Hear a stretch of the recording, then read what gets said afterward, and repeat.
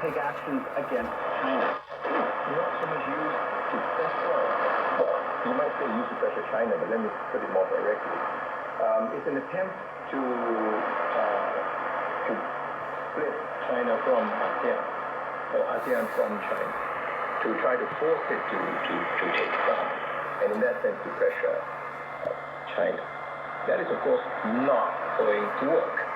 I'll give you the example of Vietnam, for example, which is per capita like one of the export powerhouses of the world, if not the greatest. To export more than China. You can't. You simply can't separate Vietnam from China, because much of what it exports is also within the sort of supply chain that have a key part of them in China.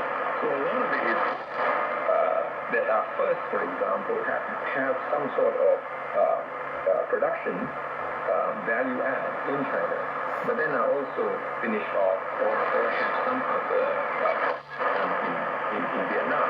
So these are linked production supply chains. Apart from China being a major market for Vietnam. So this is not going to happen. Now, that being said, this move from a Southeast Asian and ASEAN perspective, what the policy seems to intend, what U.S. policy seems to intend strategically, which is to decouple South Asia from China. Now this began even before Trump, by the way.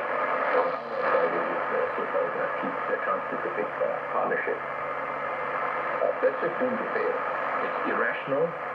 It's irrational by the trade flows and the production flows of the region. So I think that's one way people try to make sense of this is to say, well, these are bargaining moves, etc. But I tend to think that you can't. These are incoherent bargaining moves. They're not a game that invite participation because they are incoherent, irrational, and erratic. There is no point in trying to engage too much, actually.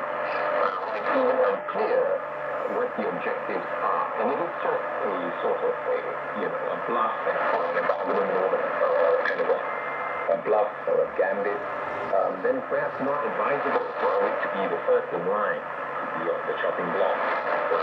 So I think it's a difficult time, it's a confusing time.